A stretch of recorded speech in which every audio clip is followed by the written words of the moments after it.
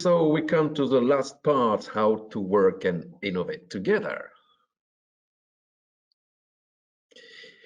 And I would like to hear now from Frédéric Charon from Faurecia, and again Secil Torun from ENGIE. So you have heard a lot of speakers with bright ideas. So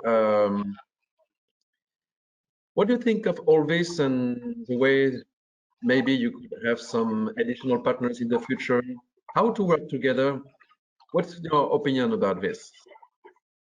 I think that the momentum we gain on hydrogen over the past year is already showing that we work together, because we teamed up and we teamed with ENGIE, we teamed with Air Liquide, with Michelin, where we partnered to build, let's say, to grow Symbio. That means those partnerships already exist, and that's the way that we became audible also at European and national level, so that the venture was taken seriously. And now we get this momentum. So the cooperation already exists between corporates, and we are sitting around the same table at the National Hydrogen Council in France, and also the Hydrogen Council, Hydrogen Europe. That means that are all parts where people cooperate and connect in order to make the different cluster of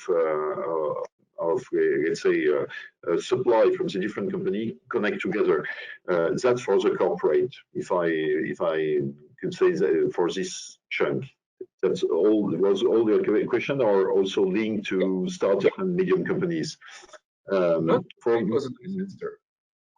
Okay, so maybe Secil, because I know that the organization in also you have not had the possibility to discuss about that. I did it at the beginning regarding the organization of innovation and working with a startup. Maybe you can comment on that, because ENGIE has been pioneering this organization.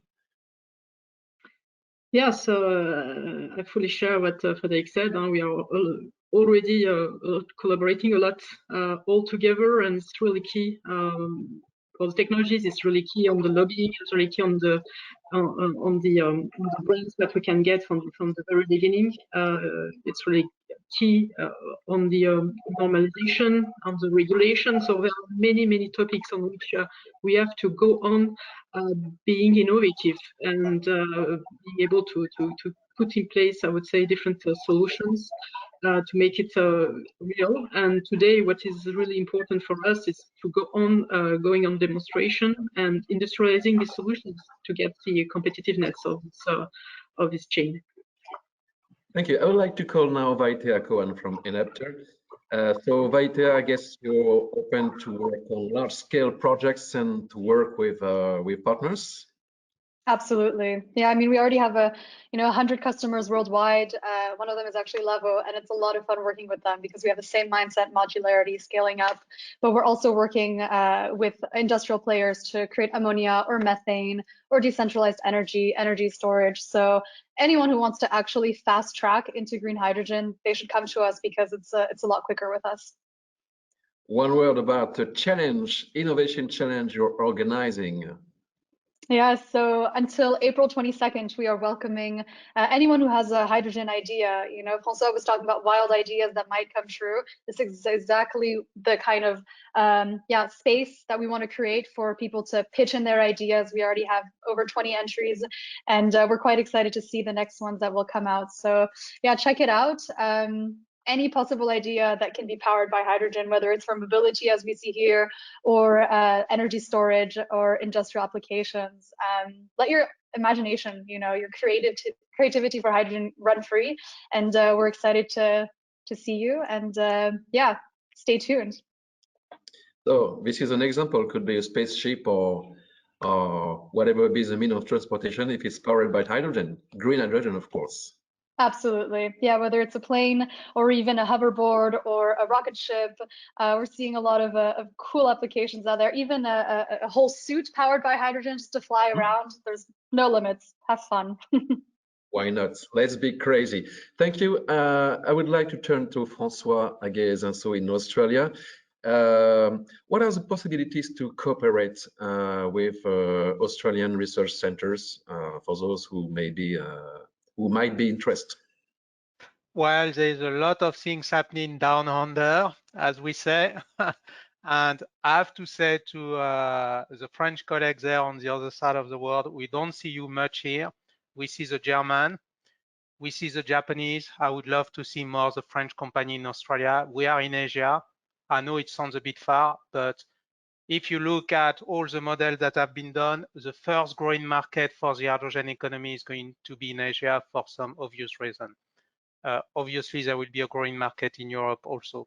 So we have set up with some of my French colleagues an international research network. I'm also vice president of the Australian-French Association for Research and Innovation. And so we know how to do business with France, between France and Australia, and how to facilitate that. And I would like to strongly encourage you to come to see us, because there is a great market potential here also. Thank you. I would like to hear from Federico Zenith from SINTEF in Norway. Federico, if you are still there, I would like to hear from you. So we have discussed a lot about innovation, cooperation. So do you have any comment on this? How could we work all together and be more efficient? Well, that's our core business, innovation, cooperation, and research. We do a lot of that, and we have seen that in general, European projects are great hubs for network, not just for doing the project itself, but the networking that appears from these projects is really fruitful. We have seen companies starting doing their own project financed by the EU, and then they continue after the project. For example, we had the VDL, Bosch, and Erin Klinger that had a very fruitful cooperation, a giant leap project that closed last year. And we hope to repeat the same with Stash. Okay, I'd like now to call Arthur Leroux from Enogia, because you're the head of a startup. So maybe one comment about the way to cooperate with a lot of partners. Well, in fact, it was interesting cooperating with Faurecia, because their approach is not so exclusive. They leave us working with many other partners. And I think this is a very fruitful approach, because it lets us know more about a market we don't know very well, because we went into hydrogen only 2.5 years ago. And by discussing with many partners, it enables us to get a better feeling and understanding of the market. Still, by working with Faurecia, it gives us strength of an industrial group, so it's a very fruitful approach. And I get the feeling it's also good, mutually profitable and good for them as well. Okay, I would like to get back to Alessandra BARBA from ENGIE, if she is still there, because we mentioned the Gaia project, but you wanted to say that you have some unique testing possibilities, and of course you're very open to partnerships in order to create some R&D projects. Yes, indeed. Can you hear me well? Yes, we do. Yeah, okay.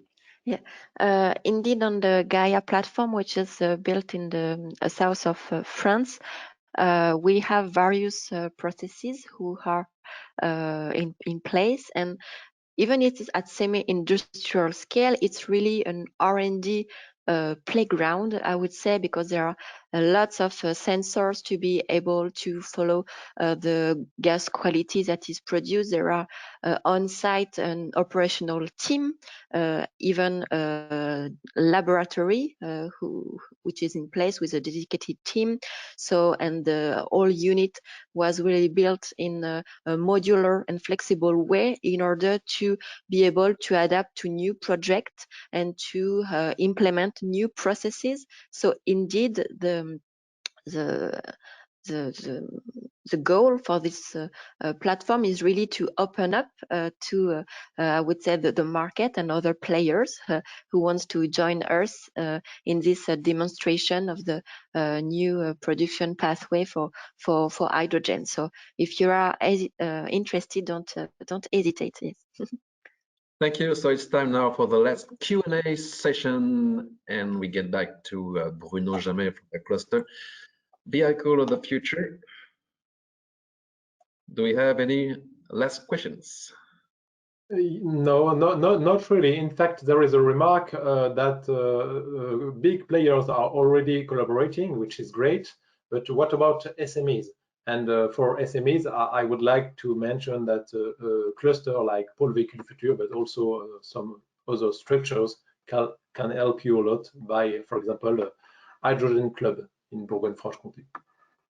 Okay, thank you, everybody. We come to the end of this webinar. We learned a lot from all the speakers. So I would like to remind what are the following events. So this was a webinar on innovation. We'll have another one on April the 29th. So please save the date. We'll talk about deployment. Of course, don't forget that the forum Hydrogen Business for Climate is scheduled at the end of September on the 29th and on the 30th, 29th and 30th. So it will be with conferences, with B2B meetings, and of course technical visits. So don't hesitate to visit the website. I hope you have enjoyed being with us during more than 1 hour and a half.